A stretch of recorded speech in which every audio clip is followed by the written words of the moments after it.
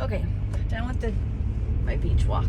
I have been meaning forever, or I've been trying. I was like, we should do a podcast, we should do something, and it's just so hard. I have no more time.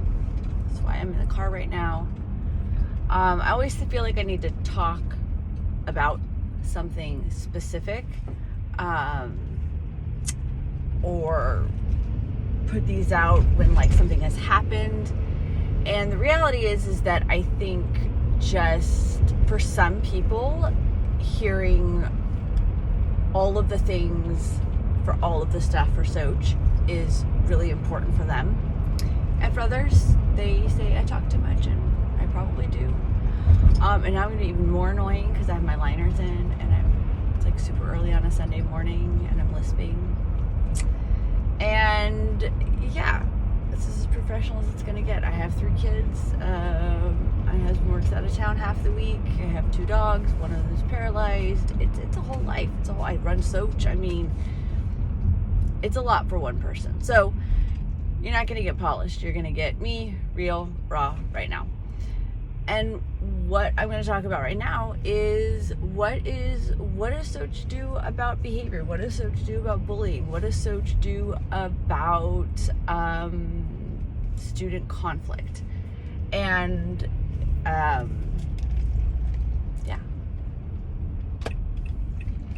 First of all, what is the way to get kicked out of SOCH? What is the way to be asked to leave? It's going to be behavior. We'll have families who will come who will say they hope we have a zero tolerance policy, that they hope that unlike the public school where they can't do anything, they can give like suspensions or this, that, and the other.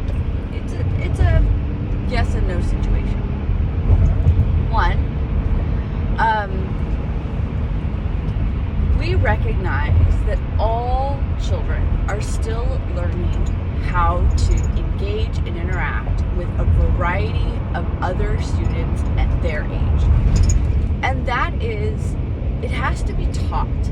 So we have this like false misnomer as adults that you can just put 5-year-olds or 8-year-olds, maybe 5-year-olds, but 8-year-olds for sure not, take them to a park and they're all going to just get along or make friends. That's a personality. One of my children is that personality.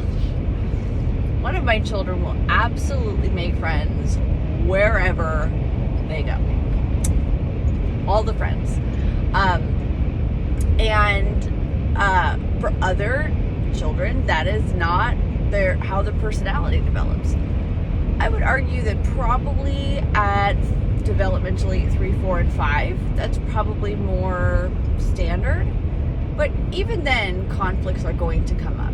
Anywhere where you have more than 2 children from different families interacting in an environment that is not their home, where the rules are different, you're going to have conflict. Period.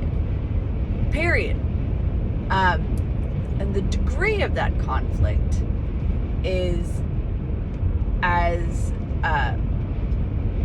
and the escalating of it is as good as your adults in place and your policies and your teachings that you have been working with the students on. So part of our Unit 0 in August, that's what we do, is that all of our kids sign an anti-bullying contract, and we go over the social and emotional skills we will be working on for the year. And our teachers are outdoors with our kids during lunch and recess because our teachers are extending those lessons from the classroom outside, because inside the classroom the students are looking at the teacher. It might be, there's some peer-to-peer collaboration, but it's structured, right? Like it's got a start and an end and rules to it. But when you go out for recess, it's unstructured playtime for the most part. And that's where conflicts start to happen. That's where big personalities and big feelings start to come out. And the teacher knows your student more than anybody on campus. And So we have the teachers out there so that they can continue teaching those lessons on respect and boundaries and conflict resolution and voicing your thoughts in a respectful manner and learning how to walk away, not in a way that's like, oh, they hurt me and I walk away, but learning how to walk away from an escalated argument, de-escalation, and learning how to recognize and be okay with the not everyone's going to like you thing. And that's okay. And that you still have to respect them though, and they still have to respect you. And inclusion. You might not like somebody in the sense that they're going to be your best friend. But if you are coordinating a game with all of the friends in the classroom, you need to include everybody. And that's a lot of what we talk about. Totally different than if you are one-on-one with a friend or you are playing something on your own and somebody comes up and it's not really your person. You do not have to include them, but you must be respectful and you must learn to share. So all of those are lessons that we are working on in our lunch and recess, our unstructured playtime.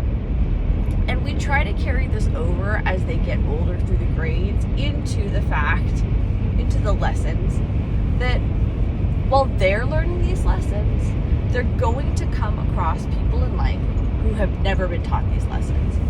And then how do you handle those tricky situations? So that's the first thing, is that all the kids start the year with the anti-bullying contract. Now, obviously, in TK and Kinder, their understanding of this is like very little. And so it's just about, we're not hurting people's feelings and we want to include, and their memories are very short too. So when a student acts out or is mean or physically touches another student, there's several things that come into play. First of all, right away, there's a meeting that happens. We have tried really hard to make sure we are meeting with parents within 24-hour period, but sometimes that's just not realistic. If it's like go right before holiday break, or if it's like right before the weekend, or if we don't have all the information, that we're still trying to information gather. But essentially, you sit down with the parents sit down with the teacher, both the student who did the aggressor, and then the student who was on the receiving end of either the mean words or the physical touch or whatnot. And in the case of the parents with the physical aggressor or the verbal aggressor, we have a 3-tiered system. The first one is that meeting, is that this is your big warning. This is us talking to you and your student. And we want to make sure that your student knows mistakes happen. Feelings happen. Reacting happens. And we're not judging them, and we don't view them differently, and we still love them. And this is a safe environment for them, for us to help them problem solve how those big feelings came out in that manner. And then we make sure the student and the parent knows what our expectations of them are moving forward, okay? We then have another meeting. We have additional check-ins for as long as we need to help this student. However, depending on the situation, that's usually the big warning. And that if it comes to physical touch and it happens again, or if it comes to something that's very violently threatened again, that's usually done.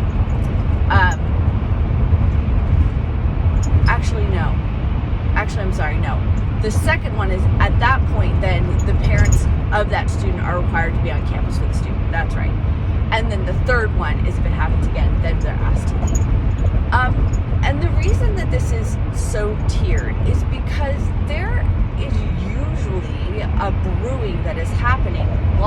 before a student snaps. And part of our role is that we are trying to stop the brewing before it starts. However, we can't do anything that has not happened under our eyes or in our environment if it's happening outside of SOCH. And so the brewing is happening out there, but it could be coming to like a culmination inside of SOCH. And no student is immune to big feelings, to where the wrong timing, the wrong environment, and the feelings bubbling up could have them lash out. So we've had students who lash out, and we have parents who we're sitting down with them. There's a lot of their personal emotions of them feeling like, oh my gosh, this is so out of character, this has never happened. And that's just because this is a different environment. It's a different structure, it's different kids that they're around, and this is part of the learning process. So we do want to work with our kids to help them learn these skills, and in an environment where they're still feeling safe and loved. But there's a line, right? The line is we don't allow those students to then continue to learn lessons at the hands or the expense of our other students, right? And we have had families or parents who have said, well, there should be zero tolerance, that students should be asked to leave. And we do recognize that there's like varying levels of like what is considered aggressive, as well as remorse, as well as the student's ability to understand what it is that they've done. And so these are not hard and fast rules. I mean, certainly if a student is very, very physically aggressive, that might be it. I mean, but in general, this is the policy, and this is what we work with. Part of that is helping parents understand that while none of us want to believe that it could be our kid, it can be. It absolutely can be. It can be your child who says the mean words. It can be your child who physically touches another, pushes, hits, scratches, threatens, because we're human. They're human. And when they're backed into a corner, when they're backed into a corner in a situation, in an environment that they have never had to deal with, you actually don't know your child's reactions. So it's easy to say that until it's your student who's doing it. And then you bet your bottom dollar that you absolutely want us as administrators and teachers working through that emotional conflict and that social and emotional regulation. So it's easy to say one thing, and the reality is that it can be very different. And that being said, then the student who has been the victim, or who has had the aggression done to them, or the mean words, or the threatening, they and their parents are also called in, because with them, we want to make sure we are walking a path with them that feels connected with what is happening in the classroom, in the unstructured playtime, as well as with what is happening at home. So empowering them to tell us immediately, empowering them to de-escalate a situation, and empowering them that it's not tattling, that if they don't feel safe, if and to problem solve. We have had students in the past where the solution became they were fine in the classroom, it was really only unstructured playtime, and ultimately the solution became to separate their unstructured playtime. So they were in different environments, and we never really had a problem after that, because sometimes kids are like that, like they just oil and water, they're not gonna mix. And we as adults do that, right? Like we figure out people who are not our jam or not our people, and we just kind of stay away. We just don't don't put ourselves in environments where we're going to have to interact with people that we feel just rub us the wrong way, right? So that is also part of conflict resolution and management. And it's also to ensure the parents of the student who has been had aggression or had mean words, that we are actively working on it with this other family, and that we are on top of it, and these are all of our plans in place. But we also recognize that that might not be a solution that is good enough. And so we want to make sure we have voiced all of that out loud and out with families. Now, the other part of this is, if there are big changes in your child's life, a death in the family, a divorce, even anything that creates instability in their day-to-day life, in their emotions, and their schedule. We don't know we don't need the details, but we do need to know, because it gives us so much insight into how to help them. If you simply call or send an email and say, look, we have some big things going on. My child is now going to be having a very different schedule and moving between 2 different households. We don't need the details. That is your business. But that tells us a lot. That helps us to help them start seeking positive reinforcement and positive stability in this environment that is not changing, right? So just not changing for them, but everything might be at home. Additionally, if your student is working with any type of therapist, a psychologist, a psychotherapist, a psychiatric, neurological therapist, an OT, speech, any of that, we want to talk with that person. And again, we don't need the details. We don't need the tea. What we need is the language that therapist is using with your child, so that we can carry that language into the classroom. Your therapist might be instructing your child to call it, I need timeout time. And we want to carry that language through. We want to be able to say, do you need timeout time? Does that feel good for you right now? And something that is stringing along the stability in the language of how and the tools that they have, so that we can come alongside the families when these situations arrive that, again, we don't need the details for. And that helps them tremendously.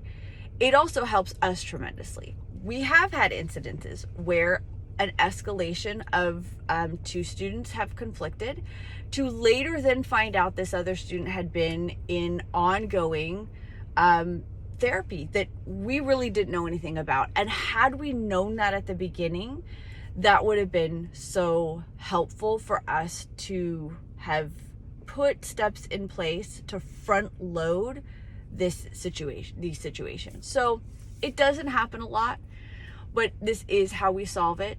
It's not going to be perfect for everybody, and that's okay too. There's definitely schools out there that you can kind of get away with a lot as a aggressor, and there's schools out there where the aggressors, it's like a 0 tolerance, 1 strike you're out kind of situation. But the reality is that students are more nuanced than that, right? Like, life is more nuanced than that, and environmental situations and social emotional regulation there's more details to it. So we want to recognize both sides, and we want to work with parents and families on both sides, because that is what creates stability and emotional calmness and regulation. And once they have that, then they can be really academically successful on top of that. So there it is. That is what we do when it comes to bullying.